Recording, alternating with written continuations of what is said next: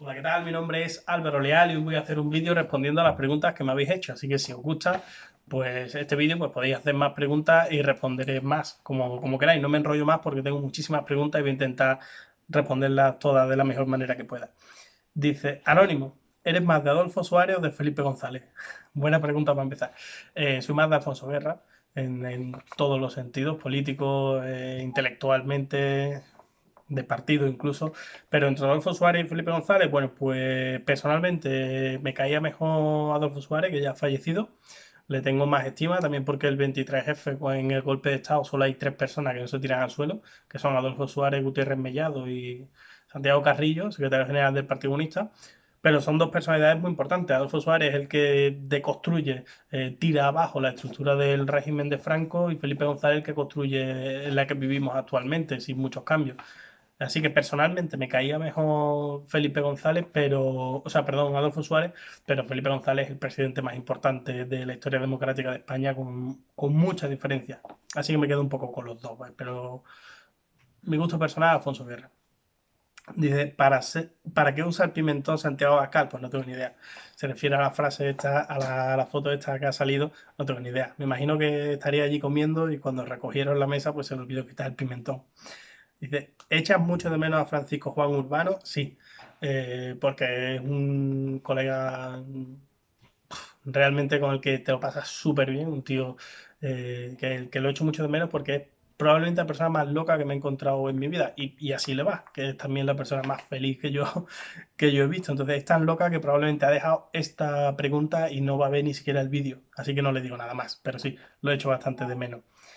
¿Fernando el Católico o Julio César? Esta pregunta es como elegir entre papá y mamá de personajes históricos porque me gustan los dos muchísimo, pero me voy a quedar con Fernando el Católico. Pues Fernando el Católico es básicamente la persona que creó España y que sentó las bases, sobre todo la política matrimonial, de lo que luego va a ser el Imperio Español que va a durar siglos. Es decir, eso es Fernando el Católico, ¿no?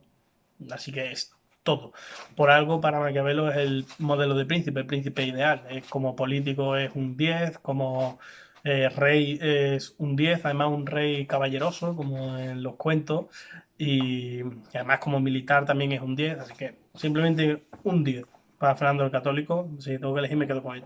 Carlos V o Felipe II, siempre Carlos V, porque Carlos V es lo más parecido que hemos tenido a Marco Aurelio en el sentido de un rey filósofo o un emperador filósofo, lo más parecido. Es una persona que estando en la cima de su poder se va y le deja a su hijo el reinado y él se encierra allí en Just, en un monasterio que tuve la suerte de estar y es hermoso, ¿no? Y te muestra muy bien lo que era la sencillez de la manera de pensar de Carlos V. Entonces para mí es un referente en ese sentido. Y es un político que es muy difícil encontrarlo, que antepuso siempre el interés general al interés suyo particular, lo cual realmente es muy interesante siendo el hombre más importante del mundo, como era. Dice, valora las cosas, anónimo también, valora las cosas que posees y a las personas que te quieren, pues las cosas que poseo no las valoro, sinceramente. No le doy nada de, más allá de algún libro o de algún objeto que me hayan regalado o algo así, no me interesan mucho las cosas materiales, la verdad, cambio cualquier cosa material por estar tomándome un café con un amigo y reírme un rato. Así que no valoro mucho las cosas materiales. Y tampoco proyecto mi vida en función de ganar mucho dinero y acumular muchas cosas materiales. Prefiero ganar el dinero justo, pero trabajar un poquito menos para tener más tiempo libre para mis cosas. Y a las personas, pues sí, aunque soy especialmente soso y no soy muy efusivo, pero sí.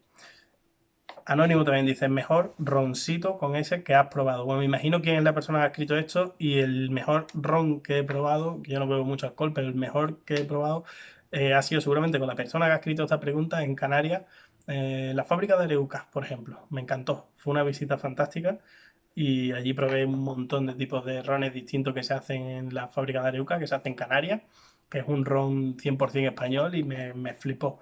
Además, Areuca no da resaca. Si pudieras viajar en el tiempo, anónimo también. Si pudieras viajar en el tiempo, ¿viajarías al pasado o al futuro? Viajaría al pasado, sin duda, porque el futuro no me interesa lo más mínimo.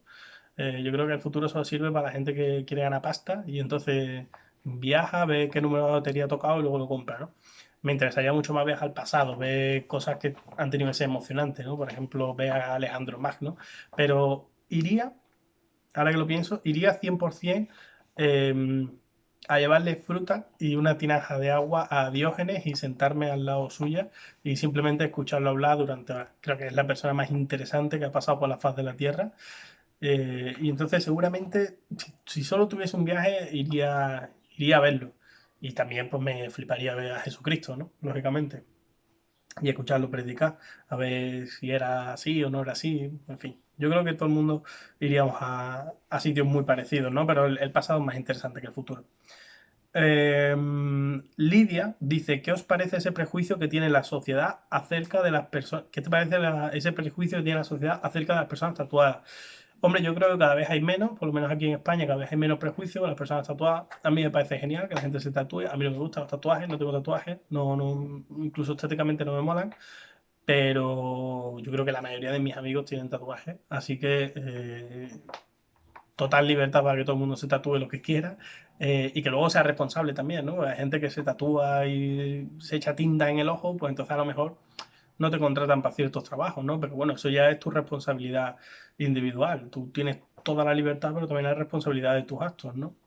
Pero creo que cada vez hay menos prejuicios y me parece genial, porque cada cual que haga lo que quiera. Anónimo dice Converse o Vans. Pues ninguna, Jordan, siempre. Eh, Jordan. Si puedo elegir Jordan. Javi dice, ¿qué tendría que hacer Podemos para que dejasen de confiar en ellos y no votarles nunca más?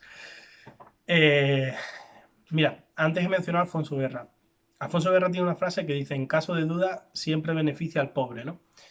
Y a mí es una frase que me ha marcado también la vida, sobre todo la manera de entender la política. Entonces, siempre votaré a un partido que en caso de duda beneficie al pobre.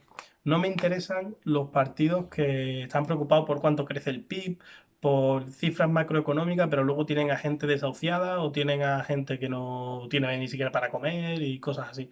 O sea, yo siempre votaré a un partido que defienda la conciencia social.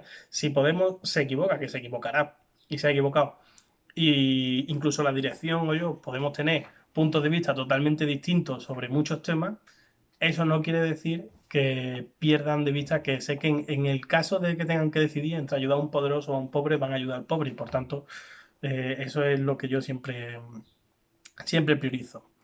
Pa, pa, pa. Empezamos por David, que dice, ¿qué te ha parecido la actuación del gobierno ante la crisis del COVID-19? Bueno, hay muchísimas preguntas del coronavirus, entonces yo creo que casi que voy a intentar responder en algunas así de manera más genérica. Pues no me parece ni bien ni mal, me parece que es lo que tiene que hacer, que creo que nadie estaba preparado para esta crisis, que todos los países están reaccionando mal, tarde, que es muy complicado porque también la oposición critica todo, cualquier medida que hagas. Si tomas una te la va a criticar, si tomas otra no te la va a criticar porque tratan de sacar rédito político, lo cual es entendible, pero a mí me produce bochorno. Y entonces creo que es muy difícil, creo que es muy difícil. Ningún país estaba preparado para esto eh, y nos está pasando por encima a todos los países, creo. Aún así, España tiene cierta seguridad social y cierta protección civil y social y creo que es lo que nos va a salvar en comparación con otros, como por ejemplo Estados Unidos, que creo que va a arrasar por las zonas marginales. Pero la actuación me parece que no opinable. Es decir, me parece que cuando ya pase todo se podrá hacer un análisis un poquito más serio, pero ahora mismo hay que intentar apoyar lo máximo posible, fuese quien fuese el gobierno, ¿no? Anónimo, dice Hitler o Mao, razona tu respuesta. La típica pregunta que digas lo que digas siempre eh, o sea, siempre está mal, ¿no?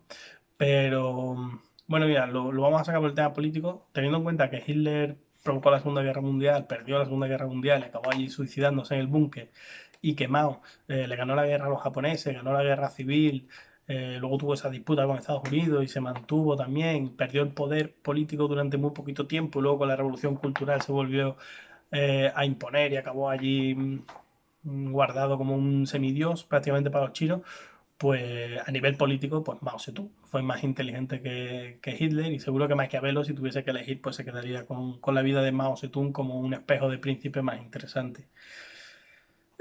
Rubén dice, si pudieras cambiar una sola cosa de Podemos, fuese la que fuese, ¿cuál sería?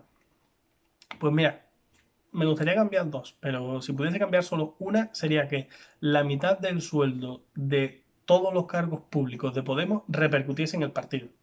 Es decir, que todos los políticos de Podemos o todas las personas que trabajan en un cargo público de Podemos, la mitad de su sueldo lo ganasen ellos y la otra mitad fuese directamente al partido. Entonces, con todo ese dinero de los cargos públicos, sobre todo cuando teníamos 71 diputados, más eh, el dinero que el Estado te da y todo eso para mantener a tu propia organización, pues con todo eso creo que se podría crear un aparato y una organización de verdad que creo que es inexistente en Podemos. Entonces esa sería radicalmente lo que yo haría. Creo que Izquierda Unida lo hace así. Y si pudiese hacer otra, sería tener a un secretario de organización, es decir, a la persona que organiza por dentro del partido, que tuviese muy claro el tipo de partido que quiere, muy claro, y que lo llevase a cabo sin miramientos y sin pensar en las consecuencias. Creo que con esas dos cosas se estructuraría un partido, que es lo que más falta le hace a Podemos. Bueno, Miguel Ángel dice, dirigiéndome a tu perfil de joven historiador, ¿cuáles son los consejos y experiencias más valiosas que compartirías con futuros graduados en historia?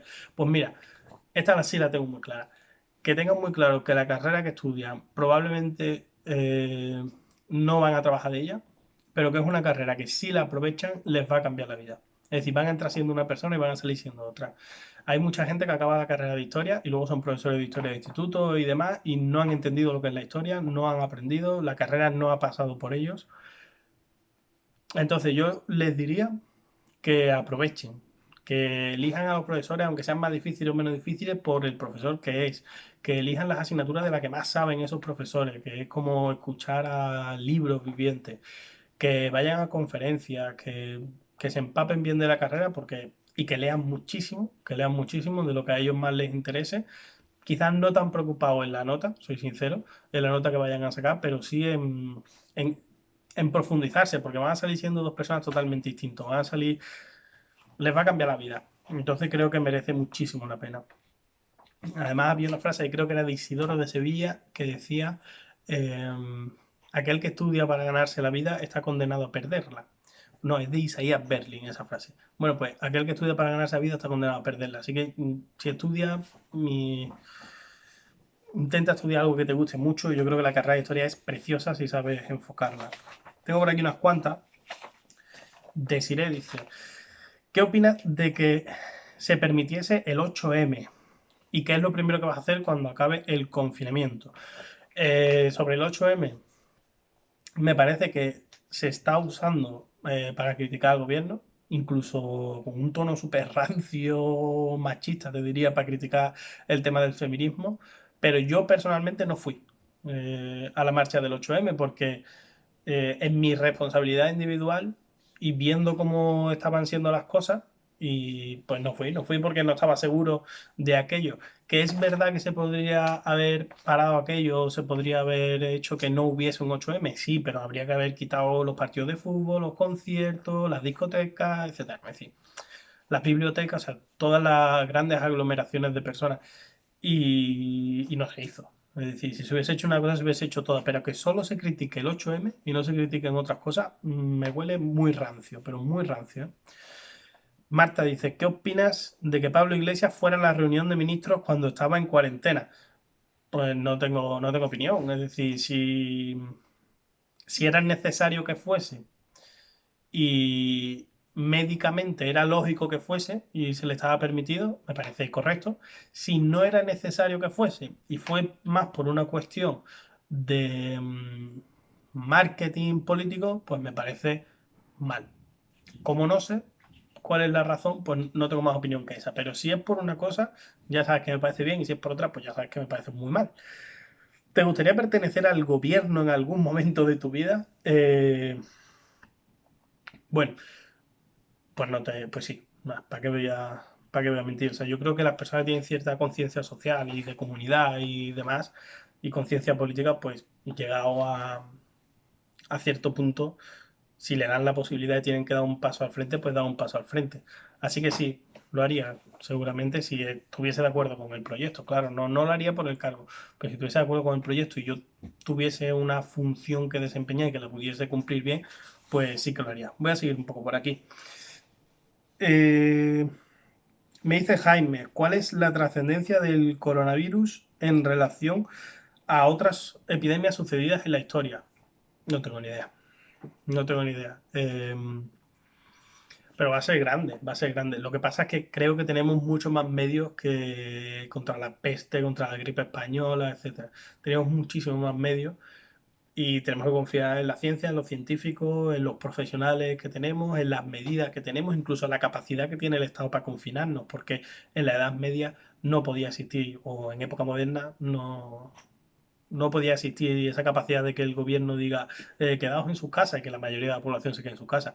Entonces creo que estamos mejor preparados que nunca a nivel mundial para enfrentarnos a esta enfermedad. Pero creo que nos falta cierta conciencia de comunidad global, de ayudarnos entre todos los países. Se ha visto lamentablemente con Holanda, creo que no, y con la Unión Europea, creo que nos falta conciencia de que esta crisis se va a superar mundialmente y que no se va a superar por países, ¿no? Y ahí quiero dejar muy claro que, por ejemplo, Cuba ha mandado médicos a otros países del mundo, lo cual me parece que es el camino para superar este tipo de cosas, pero no tengo ni idea de hasta dónde va a llegar. Estamos esperando en España que llegue el pico y no termina de llegar nunca. Adri dice, ¿cuándo fue la primera vez en la historia que se registró la palabra España? Bueno, pues no tengo seguridad ninguna para darte esta respuesta, pero yo creo que fue en las Cortes de Cádiz. Creo que en las Cortes de Cádiz, en el 1812, es donde aparece la palabra España, porque antes de eso la titulación de los reyes pues era rey de Castilla, de Sevilla, de Valladolid, de Toledo, de no sé qué, tal, de Aragón, de la corona, de no sé qué. Y creo que a partir de ahí es donde aparece la nación española, porque además es el momento en el que aparece el Estado-nación en España. Creo que son las Cortes Liberales de Cádiz de 1812. Dice Jaime, ¿están llevando los partidos correctamente la situación? ¿Debería haber dimisiones cuando termine? Hombre, pues dimisiones en política siempre es muy difícil que haya, a no ser que estén forzadas por el propio partido, por la sociedad, por los periodistas, porque la gente se aferra a un cargo y no lo deja. Entonces, si la están llevando correctamente, yo creo que no, porque creo que era el momento de hacer un gobierno de unidad nacional, por decirlo de alguna manera, de facto o sin que fuese de facto, pero simplemente que todo el mundo debería de apoyar ante una crisis así, que yo creo que es que los más jóvenes no hemos vivido nada parecido. Entonces, ni siquiera nuestros padres, es decir, probablemente esta crisis tenga las consecuencias de la Guerra Civil Española. Así que creo que deberían de estar todos siendo un poquito más responsables, especialmente la oposición, sinceramente. Pero todos. Es decir, no se pueden sacar réditos políticos de una crisis así, creo. Eh, Sigue Marta diciendo cuál es el sueño, cuál es tu mayor sueño a largo plazo y a corto plazo. Bueno, a corto plazo que termine esto, lógicamente, y que termine con las mínimas víctimas y repercusiones a nivel genérico, pero sobre todo, muy especialmente, lo tengo que decir, es lo que pensáis todos, en el círculo más privado de cada uno, ¿no? Que los amigos, que la familia, que la pareja, de todo eso, pues no lo pillen. Sobre todo la gente mayor, que parece que es la que tiene más repercusión. Y a largo plazo, no sé, vivir tranquilo, no tener que estar pensando continuamente que llega a fin de mes y todo eso. O sea, vivir tranquilo, una vida tranquila, cómoda, sin lujo y poder desarrollar una vida. Que para mí, yo entiendo que la vida es todo lo que no es trabajar. Dice también Marta, ¿cómo sería para ti tu país ideal respecto a economía, política, servicios sociales, valores, etcétera? Y por último, ¿qué coste a nivel social o familiar tiene un político? Pues mira, eh, la última pregunta es brutal. O sea, la política es asquerosa, es lo más feo del mundo. Una persona que está más o menos metida dentro, aunque sea a nivel pequeñito, como yo te puedo decir que es horroroso, que las puñaladas que vienen desde dentro, desde fuera, es horrible, pero creo que es una forma de hacer política. Creo que hay otra forma de hacer política, yo siempre lo he dicho, yo me puedo sentar con alguien del PP, del PSOE, de Ciudadanos, me da igual, de Vox, del partido que sea. Nos podemos sentar a una mesa y podemos llegar a un acuerdo sobre lo que más conviene. Pero como está, y se puede hacer, ¿eh? Pero como está hecha la política, es que tú tienes que pelear por tu puesto dentro del partido en el cual todos quieren tu puesto. Y entonces las puñaladas vienen de dentro del partido, cada 4 años además tienes que pelear con tu puesto contra los de otros partidos, y pues, además tienes a los periodistas metidos cizaña, es decir, es muy fea, la política es feísima, sinceramente, desde dentro es feísima, pero el político es el que decide, cuando hay una partida presupuestaria, si este dinero se destina a ayudar a los poderosos o a los pobres. Por ejemplo, hay unas baldosas rotas allí en una calle. Bueno, pues el político es el único que tiene la capacidad de decir esta partida presupuestaria a arreglarle la calle de estas personas. Eso es el poder. Y esa tontería que es solucionar una calle, asfaltar una calle de nuevo, le soluciona la vida a las personas que viven ahí, que ese es un mayor problema. Entonces, eso es lo más hermoso de la política, que tiene la capacidad de solucionar los problemas de la gente. Todo lo demás eh, es horroroso y a nivel social y todo eso, pues te marca totalmente y te pone en una situación muy complicada. Por eso la política no va tanta gente como debería de ir seguramente, porque te marca para muy feo. Pero bueno. eh, y la otra era lo de cómo sería mi país ideal.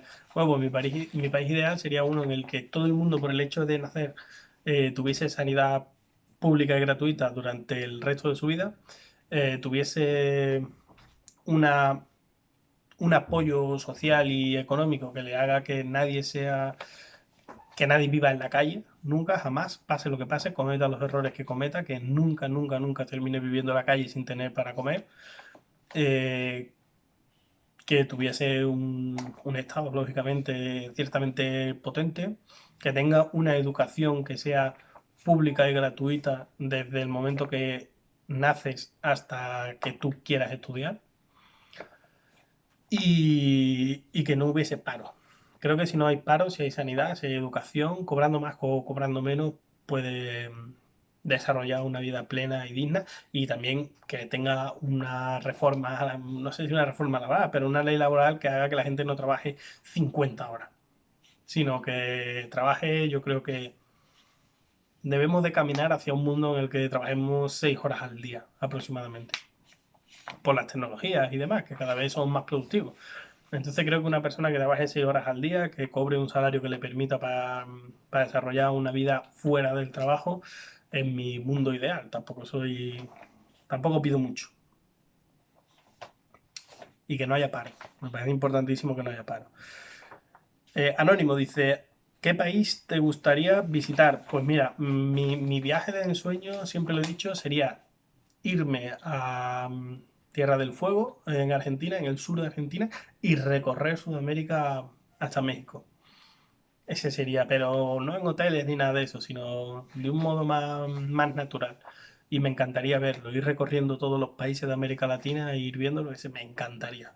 Sería mi viaje ideal. Si solo tuviese que ir a un país, pues iría a Cuba, que tengo muchísimas ganas de ir.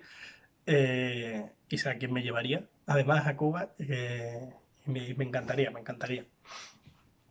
Dice, Edu, ¿qué te parece que el gobierno pague 15 millones de euros para rescatar a las televisiones? No tengo ni idea de esta pregunta, así de sencillo. Rafa, ¿sabrías explicar la batalla de las Termópilas en 30 segundos? Creo que sí. El ejército más grande de la historia hasta entonces, que son los persas, van a invadir Grecia y se encuentran contra el ejército de élite de los 300 espartanos reales que son la guardia real del rey, ¿no? Del rey Leónidas, que además es un valiente increíble y un táctico increíble. Se ponen en un paso muy estrechito en el cual hacen un tapón donde la superioridad numérica de los persas no sirven para nada. Y ahí aguantan día tras día, noche tras noche, peleando estos guerreros que desde los 9 años hasta que se mueren son militares profesionales y aguantaron hasta que pues un campesino creo que fue o algo así, pues el que los delata y demás.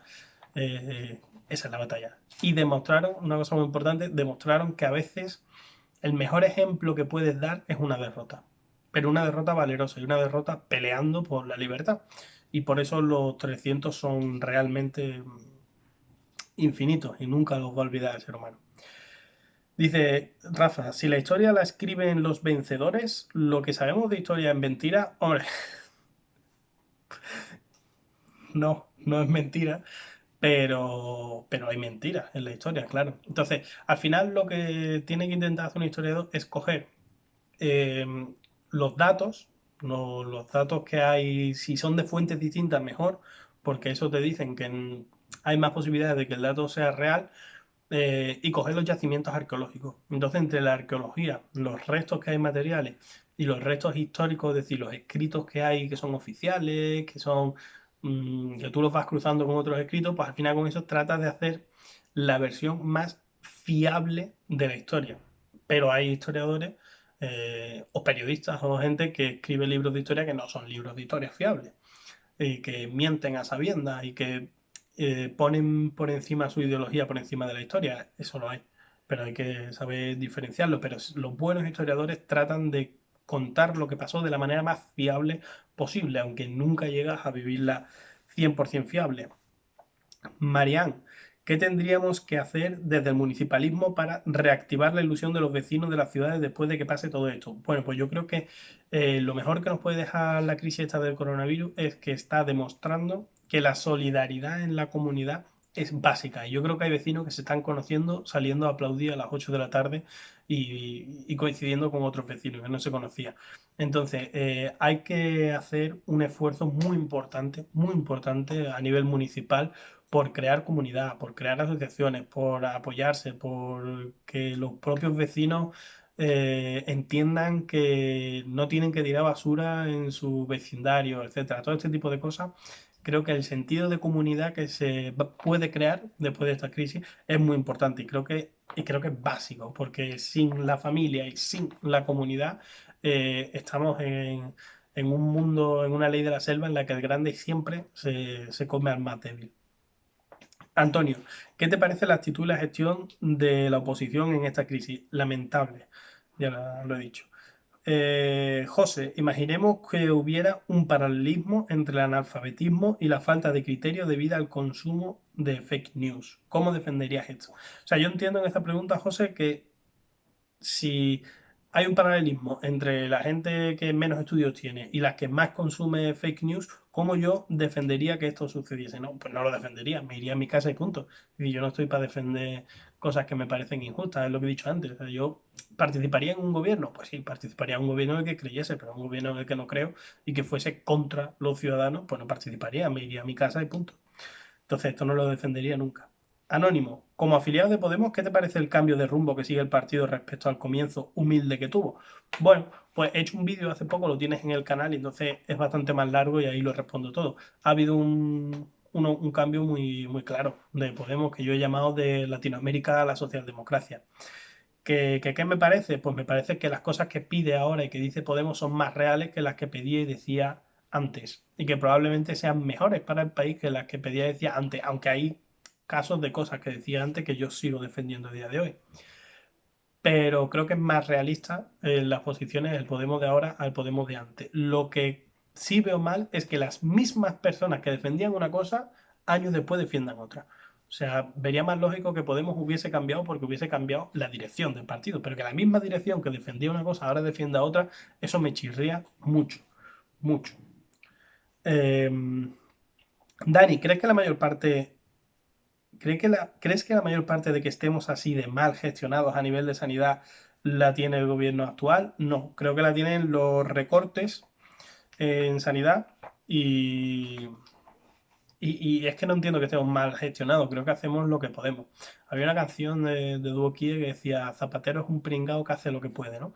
Pues es que yo creo que la mayoría de los políticos son pringados que hacen lo que pueden. Es decir, están intentando hacer lo que pueden y si España estuviese mucho peor que el resto de países, pues sería para hacérnoslo mirar. Pero es que yo creo que a todos nos ha pasado por encima la crisis del coronavirus. Vamos para 30 minutos ya, voy a intentar terminar el vídeo, lo voy a terminar, no queda mucho. Em, Ana, tortilla con o sin cebolla. Sin cebolla. Ricardo, ¿crees que se puede llegar a pequeños estallidos sociales en aquellos barrios totalmente olvidados durante la recuperación? Sí, creo que se puede llegar a estallidos sociales, pero, o sea, creo que es posible, pero que no es probable. Creo que la gente está a otras cosas y no está a estallidos sociales, y mucho menos después de tan reciente el 15M, 2011 y todo eso. Yo creo que no. Creo que la gente no está por ahí. De hecho, la gente creo que está más enfadada con la política La gente que está más enfadada con la política está tirando para el otro lado, para el lado racionario, está tirando para el lado de Vox, que cada vez crece más. Entonces creo que la posibilidad de que haya estallidos sociales de izquierda o algo así, no la veo y no me gustaría, ¿eh? No me gustaría, o sea, no entiendo el llegar al poder por nada que no sea la democracia en estos momentos. Ana, ¿qué va a pasar si no hay vacuna en los próximos 5 años y no se crea inmunidad? No tengo ni idea, me parece que es una posición súper pesimista. Yo creo que tenemos que ser más optimistas que nunca y, y da mucho miedo ponerse en esa situación. No tengo ni idea, no tengo ni idea ni lo que va a pasar el próximo mes, perdón. Creo que tampoco tienen idea muchas los que están gestionando esto. Creo que a todo el mundo ha pillado por sorpresa y creo que nadie tenemos ni idea de si va a llegar el verano y el bicho se va a morir de una puta vez. No sé, no tengo ni idea, la verdad. Esperemos que no pase eso nunca, porque ¿qué va a pasar si no hay vacuna en los próximos 5 años y no se crea inmunidad y la gente sigue cayendo así? Pues que iremos a Walking Dead, a un mundo post-apocalíptico, ¿no? Y no lo espero, sobre todo, ya te digo, en zonas, en África y todo eso, en zonas que tienen una sanidad prácticamente inexistente, pues es que no va a sobrevivir nadie. Tomás, ¿por qué generalmente asociamos el liberalismo económico a la ideología conservadora o de derechas cuando viene a ser lo contrario? Pues porque es un error, sinceramente. O sea, yo creo que hay que diferenciar. Una cosa es ser conservador o progresista, es decir, y otra cosa es ser liberal en lo económico o proteccionista en lo económico o intervencionista en lo económico. O sea, son cosas totalmente distintas. Lo que pasa es que la derecha ha defendido generalmente postulados conservadores y postulados liberales en lo económico, mientras que la izquierda ha defendido lo contrario. Entonces, por eso asumimos eso, pero no tiene por qué ser. Mira, yo te pongo un ejemplo. La izquierda es contraria a la religión. Bueno, pues llega Chávez en Venezuela y es el tío más católico del mundo, más religioso del mundo y es de izquierda. Es decir, que hay cosas que tenemos asumidas como que son así y no son o no tienen por qué ser así, pueden cambiar.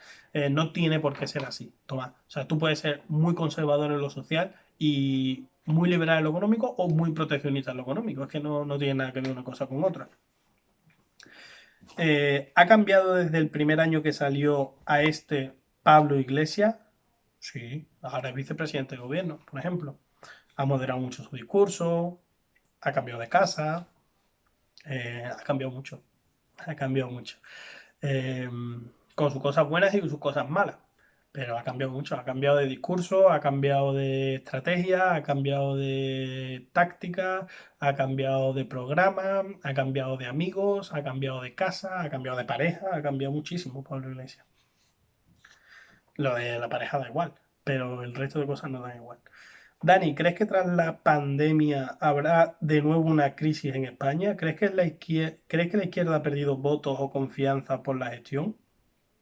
Eh, pues sí, creo que tras la pandemia habrá una crisis económica brutal y una recesión económica brutal, pero también creo que la crisis sanitaria y la crisis económica llevarán inevitablemente a un crecimiento luego de la leche, porque tiene que venir, porque en la Segunda Guerra Mundial o en la propia España de la posguerra, luego en los años 60 luego se crece muchísimo, entonces tiene que venir seguro.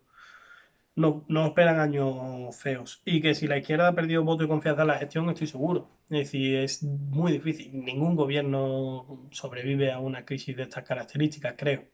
Lo que pasa es que la oposición lo está haciendo muy mal. Es que la oposición lo está haciendo horrorosamente mal. Son hooligans que están haciendo todo menos lo que tienen que hacer a nivel político. Entonces, pues igual tenemos más gobiernos del PSOE, pero yo creo que es muy difícil. Ni siquiera Churchill, que ganó la Segunda Guerra Mundial y fue un personaje importantísimo, luego ganó las elecciones después de la Segunda Guerra Mundial. Es decir, muy difícil un gobierno sobrevive a una crisis. Ricardo me dice Maldini o Daimiel. Daimiel, siempre. Eh, y me dice también, ¿se ahorró América la Edad Media? Eh, pues no diría yo eso. No diría yo eso. Eso es.